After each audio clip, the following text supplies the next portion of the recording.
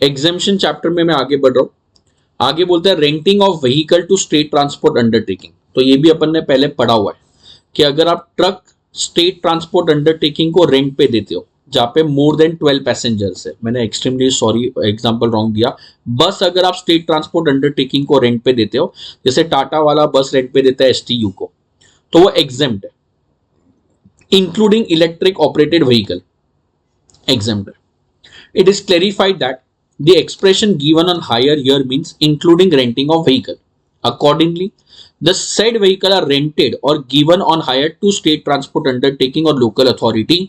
The said services are eligible for above exemption irrespective whether such vehicles are run on the route timing as decided by the state transport undertaking or local authority and under effective control of state transport undertaking or local authority which determine the rules of the operations for plying of vehicle.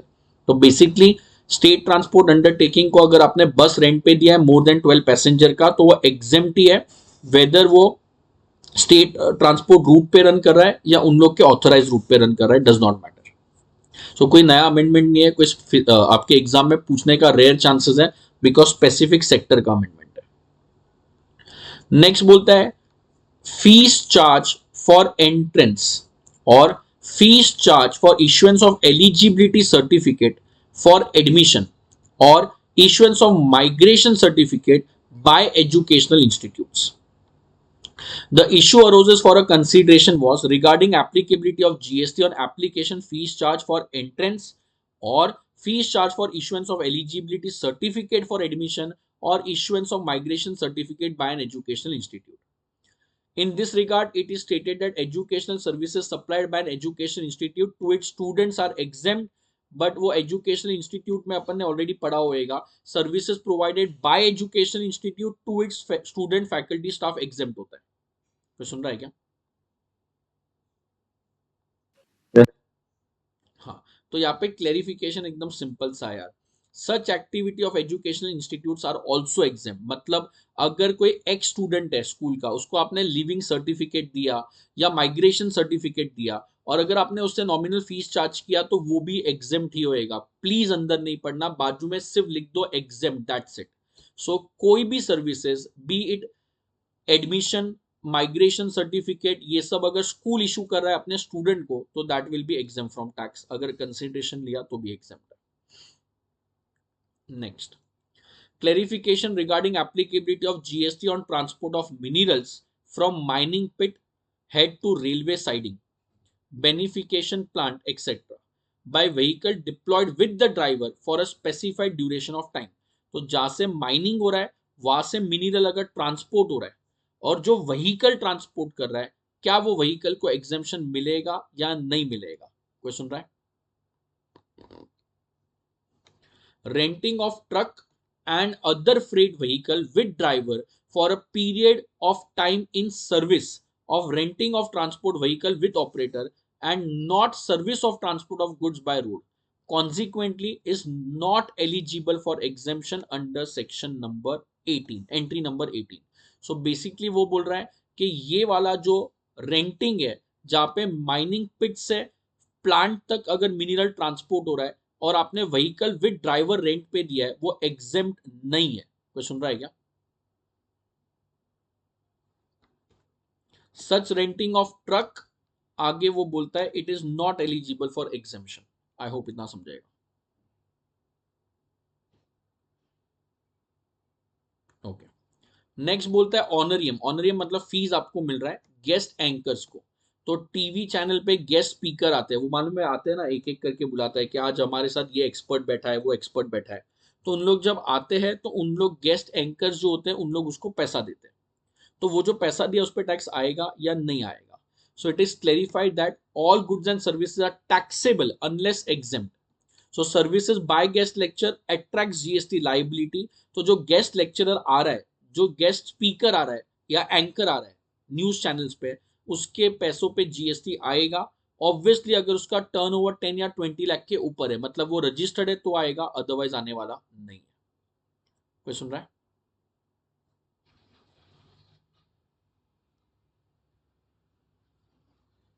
जल्दी बोलो yes और no यार। Yes, sir. Okay तो ये जो नीचे table के नीचे जो एग्जेम्पशंस का लिस्ट है मैं रिवाइज करवा रहा हूँ एकदम।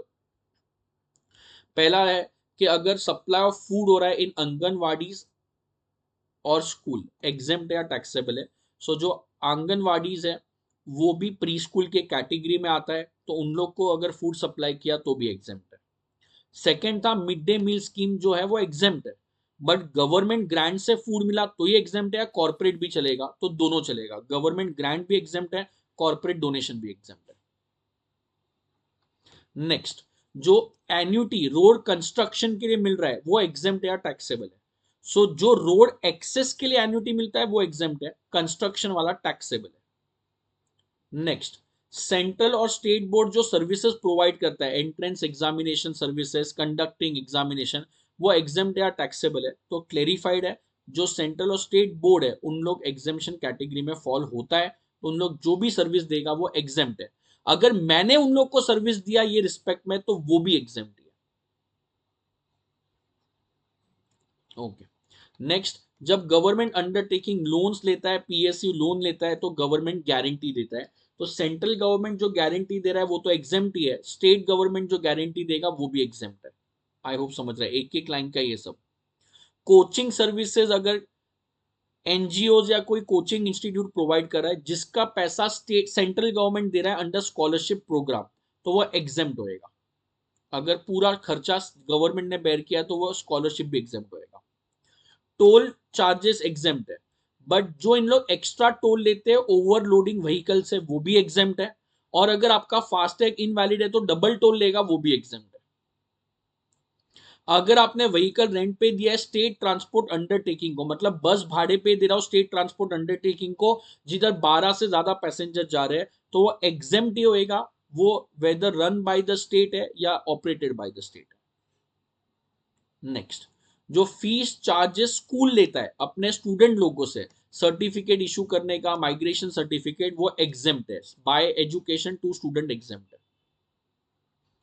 नेक्स्ट, मिनिरल ट्रांसपोर्ट जो व्हीकल कर रहा है, तो मेरे पास व्हीकल है, ड्राइवर के साथ मैंने भाड़े पे दिया है, ड्राइवर के साथ मैंने भाड़े पे दिया है मिनिरल को ट्रांसपोर्ट करने के लिए, दैट इज टैक्सेबल जो इधर बोला हुआ है।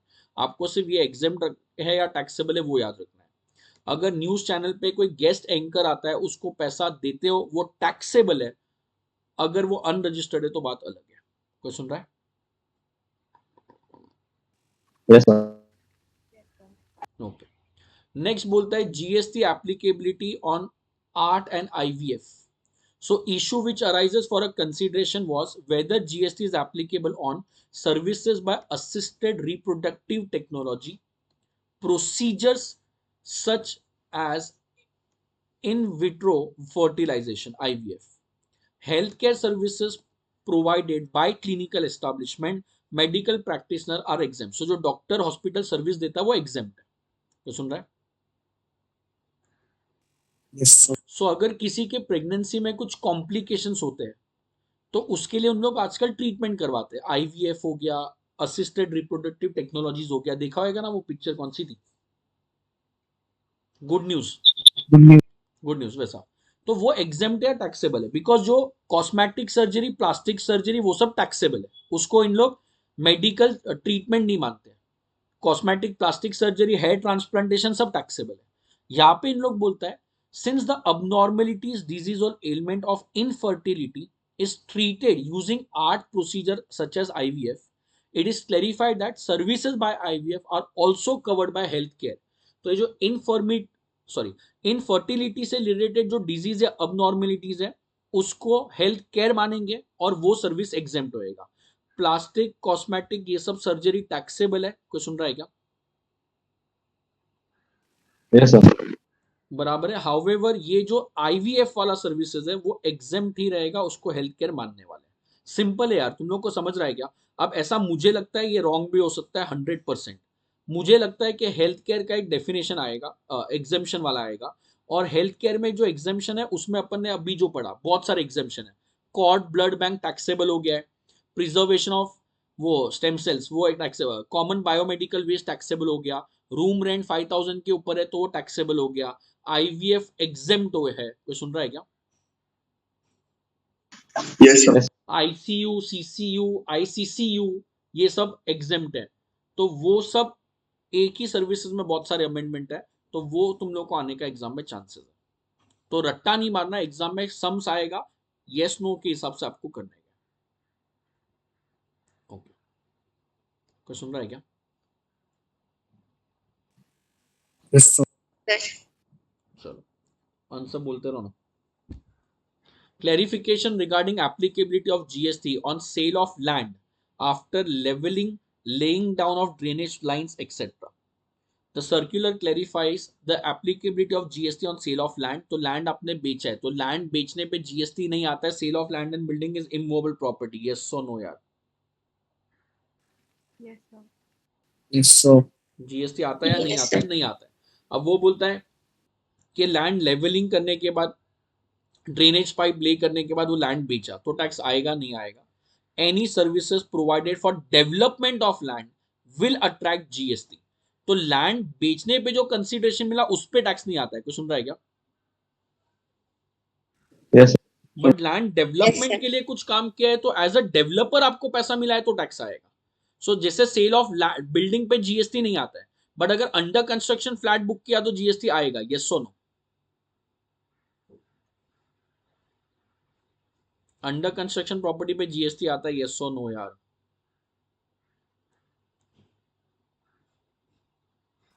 yes, sir. हाँ हाँ, same similarly sale of land पे नहीं आएगा, बट डेवलपमेंट एक्टिविटीज है उसके ऊपर आने वाला है।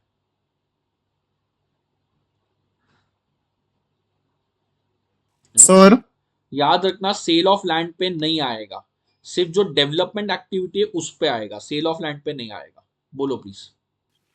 जो ओल्ड टेनेंट्स को न्यू बिल्डिंग में हाउस देते हैं उस पे जीएसटी आएगा कि नहीं आएगा? वो ओसी के पहले कंसीडरेशन होता है, उसके ऊपर आता है, बट बिल्डर आपके कंसीडरेशन में ही पे करता है, आपसे एक्स्ट्रा नहीं लेता है, बट जीएसटी एप्लीकेबल है। नहीं, बट सामने तो उसको एक्स्ट्रा कंसिडरेशन भी कभी कभी देना पड़ता ना, सपोज ओल्ड बिल्डिंग में वन हाँ, भी। तो वो जीएसटी लेगा, अच्छा, लेगा। GST is applicable. अब वो आपसे ले या वो अपने जेब से भरे, जो भी है, बट जीएसटी एप्लीकेबल है।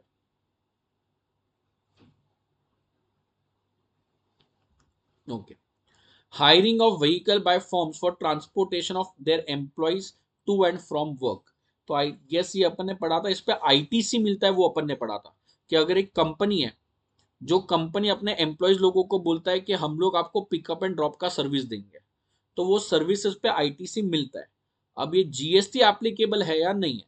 तो अगर नॉन एसी कॉन्ट्रैक्ट कैरेजेस लिया है for transport take place over predetermined route और predetermined schedule, the exemption shall not be applicable where the contract carriage is higher for a period of time during which the contract carriage is at the disposal of a service recipient, and recipient is thus free to decide the manner of usage of route and subject to condition of the agreement।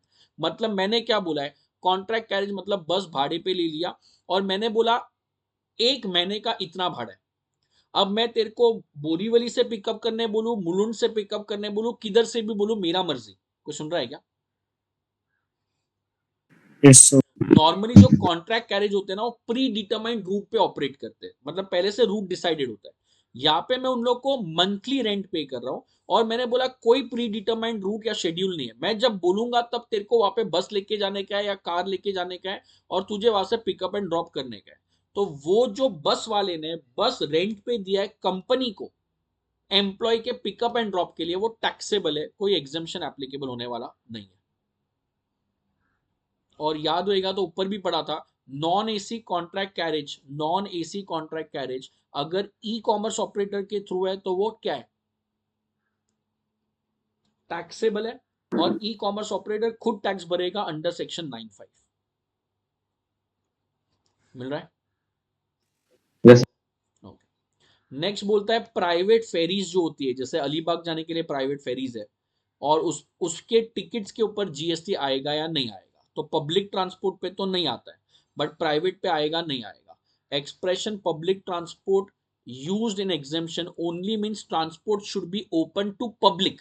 मतलब अगर मेरा बस है तो मैं मतलब private contractor है, but मेरे बस में जनरल पब्लिक जाएगा तो वो पब्लिक ट्रांसपोर्ट ही है। पब्लिक ट्रांसपोर्ट मतलब ऐसा नहीं कि वो गवर्नमेंट का होना चाहिए, लोकल अथॉरिटी का होना चाहिए। पब्लिक ट्रांसपोर्ट मतलब प्राइवेट ट्रांसपोर्टर होएगा तो भी चलेगा, बट उसमें पब्लिक ट्रैवल करना चाहिए। कोई सुन रहा है? Yes. तो ये वाला जो प्राइवेट फेरी होएगा वो भी एग्जेम्प्ट है। अगर कोई प्राइवेट पार्टी फेरी ऑपरेट कर रहा है बट वो फेरी में पब्लिक जा सकता है, ओपन टू ऑल है, तो वो भी एग्जेम्प्ट है। अनलेस अगर टूरिज्म के लिए कोई फेरी फेरी है तो वो टैक्सेबल होएगा। आई होप इतना समझेगा। Yes. ओके, सो लास्ट की एग्जेम्पशंस वाली एंट्री में रिवाइज करवा रहा हूं। ये अगेन मैं बोल रहा हूं, रट्टा नहीं मारना है आपको, क्लिक होना चाहिए एग्जेम्प्ट है या नहीं है। यहाँ पे क्लेरिफिकेशन था कि अगर स्कूल अपने स्टूडेंट को सर्टिफिकेट्स इशू करता है, कोई भी माइग्रेशन सर्टिफिकेट है, कोई भी एग्जेम्प्ट है या टैक्सेबल है, तो it is by education to its student, तो वो एग्जेम्प्ट है। पॉइंट नंबर 10, मिनरल्स ट्रांसपोर्ट, और अगर मिनरल पिट से लेके अगर आपके प्लांट तक हो रहा है और व्हीकल और ड्राइवर के साथ डिप्लॉय किया है तो वो टैक्सेबल है। अगर गेस्ट एंकर सारे न्यूज चैनल पे और अगर उन लोग को पेमेंट दे रहे हैं तो वो टैक्सेबल है। अगर आईवीएफ प्रोसेस में अगर डॉक्टर कोई सर्विस दे रहा है तो वो एग्जेम्प्ट है, वो हेल्थ केयर का ही पार्ट है। लैंड अगर बेचा तो टैक्स नहीं आएगा। लैंड अगर लेवल करने के बाद बेचा तो भी नहीं आएगा, बट जो लेवलिंग चार्जेस वो सब है उस पे आएगा। सो डेवलपमेंट ऑफ लैंड पे टैक्स आएगा, सेल ऑफ लैंड पे नहीं आएगा। अगर आपने व्हीकल, आपने अपना बस रेंट पे दिया है कोई कंपनी को और वो कंपनी के एम्प्लॉय को पिकअप एंड ड्रॉप करेगा, तो वहां पे अगर आपको पेमेंट टाइम के बेसिस पे मिल रहा है, नॉट द रूट के बेसिस पे, मतलब मैं जिधर बोलूंगा उधर से एम्प्लॉय को पिकअप ड्रॉप करना है, जब भी बोलूंगा तभी करना है, तो टैक्सेबल रेंटिंग है। प्राइवेट फेरीज होएगा वो भी पब्लिक ट्रांसपोर्ट ही है, उस पर टैक्स आने वाला नहीं है। आई होप इतना समझेगा। Yes. नेक्स्ट जो अमेंडमेंट है वो इनपुट टैक्स क्रेडिट से रिलेटेड अमेंडमेंट है। पहला बोलता है ITC can be availed by the recipient only if, point number 1, supplier has uploaded relevant invoices, debit note in GSTR1 or IFF and the detail is communicated in 2B, and details of ITC in respect of the said supply is communicated, section 39 38 has not been restricted। तो ये मैं पहले ही class में पढ़ा चुका हूँ, वापस से नहीं पढ़ा रहा हूँ। सप्लायर जो होता है वो GSTR1 अपलोड करता है जिसका डिटेल रेसिपिएंट को 2A में जाता है। नया अमेंडमेंट बोलता है अगर सप्लायर ने GSTR1 अपलोड नहीं किया तो आपके 2A में डिटेल नहीं जाएगा। अगर आपके 2A में डिटेल नहीं गया तो आपको आईटीसी भी मिलने वाला नहीं है। तो आप आईटीसी तभी ले सकते हो जब 2A में डिटेल्ड है और वो रिस्ट्रिक्टेड क्रेडिट में नहीं जा रहा है। किधर नहीं जा रहा है? Restricted. मतलब वो नॉट एलिजिबल नहीं होना चाहिए, सिंपली पुट, बराबर है। सो आपको आईटीसी तभी मिलेगा। इतना पॉइंट क्लियर है? Yes. तो ये तो अपन ने अमेंडेड ही पढ़ा है, इसमें कुछ नया नहीं है। Okay. Time limit for availment of ITC by registered person in respect of invoice or debit note pertaining to a financial year extended up to 30 November of the succeeding financial year। तो अपन ने 16(4) में पढ़ा था कि आप लोग due date of filing the return for the month of सितंबर, मतलब शॉर्टकट में अपन ने 20 अक्टूबर पढ़ा था, या तो annual return which ever is earlier तक आईटीसी ले सकते हो। यस और नो? अब इन लोग ने क्या बोला? A registered person shall not be entitled to ITC in respect of any invoice or debit note after 30 November of the following financial year or annual return whichever is earlier। So पहले due date of सितंबर बोला था, पहले due date of सितंबर बोला था, अब specific date बोल दिया 30 नवंबर या तो annual return whichever is earlier, ये डेट तक आप आईटीसी ले सकते हो, उसके बाद नहीं ले सकते। कोई सुन रहा है? Yes.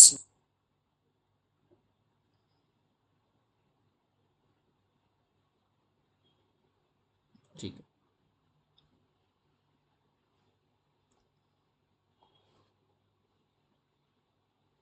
Okay. Availment of ITC not blocked in case of leasing other than leasing of motor vehicle, aircraft और vessel। ये तो क्लेरिफिकेशन है, कोई अमेंडमेंट नहीं है। एकदम सिंपल सा पॉइंट था। अपन ने पढ़ा था मोटर व्हीकल, एयरक्राफ्ट और वेसल पे अगर आईटीसी नहीं मिलता है तो उससे रिलेटेड कोई भी खर्चों पे नहीं मिलेगा, रेंटिंग पे भी नहीं मिलेगा, सर्विसिंग पे भी नहीं मिलेगा, किसी पे नहीं मिलेगा। कोई सुन रहा है क्या? Yes.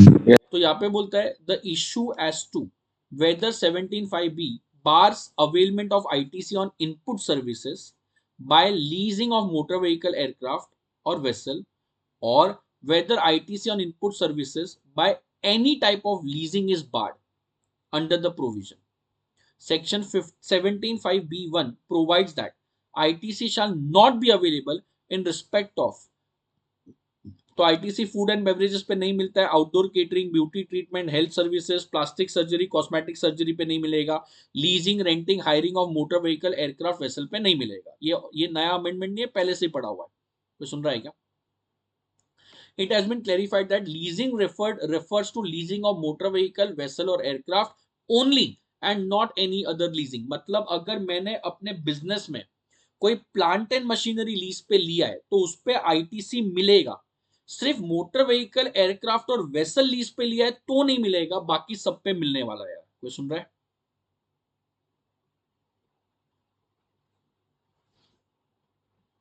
Yes, sir.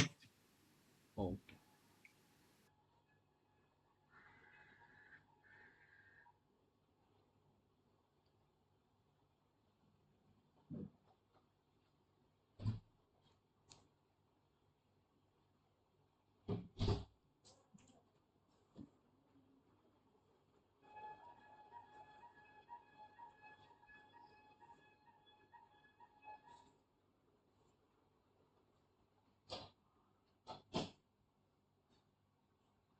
कोई सुन रहा है क्या?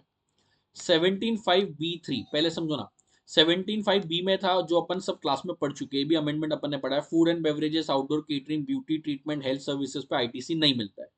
बट अगर ये सर्विसेज आप यूज कर रहे हो inward supply as outward supply, तो अगर क्लास वालों ने केटरिंग का सर्विस लिया तो उन लोगों को क्रेडिट नहीं मिलेगा। क्लास वालों ने नीरज को बोला केटरिंग सर्विस दो, नीरज ने सब कॉन्ट्रैक्ट दे दिया कोई दूसरे केटरर को, तो नीरज को उसका आईटीसी मिलेगा। इसमें कोई अमेंडमेंट नहीं है, पुराना लॉ है। मेंबरशिप ऑफ क्लब पे नहीं मिलता है, ट्रैवल बेनिफिट्स पे नहीं मिलता है, बट अगर मैंडेटरी बाय लॉ है तो मिलता है। अरे बोलो यार, तो ये अपन ने ऑलरेडी अमेंडेड ही पढ़ा हुआ है कि मैंडेटरी बाय लॉ मतलब कोई भी चीज, जैसे लाइफ इंश्योरेंस, हेल्थ इंश्योरेंस या फूड एंड बेवरेजेस। ये मैंने बोला भी था क्लास में कि कोविड के टाइम पे अपन ने अपने एम्प्लॉय लोगों को फूड एंड बेवरेज बना दिया, और वो जो फूड एंड बेवरेजेस है वो मैंडेटरी बाय लॉ है, तो उस पर आईटीसी आपको मिलने वाला है। तो ये कोई नया अमेंडमेंट नहीं, अपन ऑलरेडी पढ़ चुके हैं। ये वेस्ट है, removal of reference of form हटा दिया है, दैट्स इट।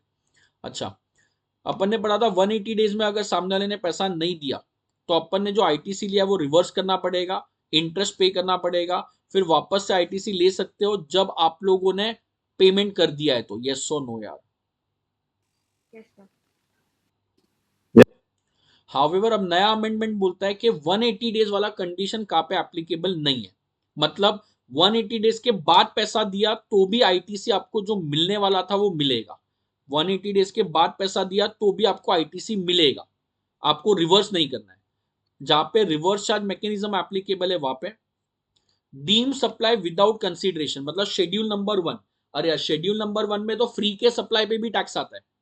अगर फ्री के सप्लाई पे टैक्स आ रहा है तो सामने वाले तो पैसा देने ही नहीं वाला है, तो 180 डेज काउंट कैसे होएगा? तो गवर्नमेंट बोलता है बिंदास ले लो। फॉर एग्जांपल, अगर नीरज ने अपने रिलेटेड पार्टी को फ्री में कुछ सामान दिया है तो नीरज जीएसटी चार्ज करेगा, रिलेटेड पार्टी आईटीसी लेगा, और रिलेटेड पार्टी नीरज को 180 डेज में पैसा नहीं दे रहा है तो भी आईटीसी रिवर्स नहीं करने का है। तो सुन रहा है क्या? Yes, sir. फिर अपन ने वैल्यूएशन चैप्टर में पढ़ा था कि any expense incurred by recipient on behalf of supplier value में ऐड हो जाता है। तो जो खर्चा रेसिपिएंट ही कर रहा है मेरे बिहाफ पे, उसका पैसा वो मुझे थोड़ी ना देगा, तो वो वाले एक्सपेंसेस पे आपको आईटीसी मिलेगा। 180 डेज का कॉन्सेप्ट एप्लीकेबल नहीं होने वाला है। अरे यार, सिंपल छोटे छोटे अमेंडमेंट है बट समझना जरूरी है। समझा है क्या क्या बोला मैंने? आईटीसी Yes, में sir. एकदम सिंपल अमेंडमेंट है। पहला अमेंडमेंट आईटीसी में क्या था? वो बोलता है कि जीएसटीआर 1 अपलोड होएगा, आपको 2A में डिटेल मिलेगा, और वो रिस्ट्रिक्टेड क्रेडिट नहीं है तो आप आईटीसी ले सकते हो। ऑलरेडी अपन ने क्लास में अमेंडेड पढ़ा हुआ है। 16.4 का अमेंडमेंट नया है। पहले आईटीसी लेने का टाइम 20 अक्टूबर या एनुअल रिटर्न था, अब इन लोगों ने 30 नवंबर और annual return which ever is earlier कर दिया। डेट बदला है, बाकी सब चीज सेम है। नेक्स्ट, आईटीसी लीजिंग पे ब्लॉक्ड है, तो आप अगर car motor vehicle aircraft vessel पे आईटीसी नहीं मिलता है तो उसके रेंट पे भी नहीं मिलेगा, जो पहले से ही कोई अमेंडमेंट नहीं है। इधर क्वेश्चन ये है कि सारे लीजिंग पे नहीं मिलेगा या सिर्फ कार पे नहीं मिलेगा, सिर्फ कार पे नहीं मिलेगा, प्लांट एंड मशीनरी ये सब लीज पे लिया तो मिलेगा। तो सुन रहा है? Yes sir. अगेन एक लाइन का अमेंडमेंट था। अगेन पॉइंट नंबर 5 पूरा अपन ने जो पढ़ा है वो अमेंडेड ही पढ़ा है। अपन ने अपने बुक में 4 एरो बनाए हुए, उसमें से एक एरो पे लिखा होएगा पर्सनल कंजम्पशन पे आईटीसी नहीं मिलता है, बट वो personal consumption mandatory by law है तो मिलेगा, और वो मैंडेटरी बाय लॉ सबके लिए एप्लीकेबल है, मेंबरशिप ऑफ क्लब के लिए भी एप्लीकेबल है, फूड एंड बेवरेजेस के लिए भी एप्लीकेबल है, सबके लिए एप्लीकेबल है। ये 6 पॉइंट आप लोग रीड कर लेना, बट वेस्ट होएगा टाइम। ओके, नेक्स्ट अपन ने आईटीसी में पढ़ा है कि अगर आप सामने वाले को 180 डेज में पैसा दे देते हो तो क्रेडिट जो लिया वो बराबर है, बट नहीं देते हो तो क्रेडिट जो लिया वो रिवर्स करो, इंटरेस्ट पे करो। हाउएवर अगर आरसीएम एप्लीकेबल है तो 180 डेज में पैसा दो या मत दो सब चलेगा, कोई रिवर्सल नहीं होने वाला है। अगर डीम सप्लाई विदाउट कंसिडरेशन है, शेड्यूल 1 में रिवर्सल नहीं होने वाला है, सिंपली पुट।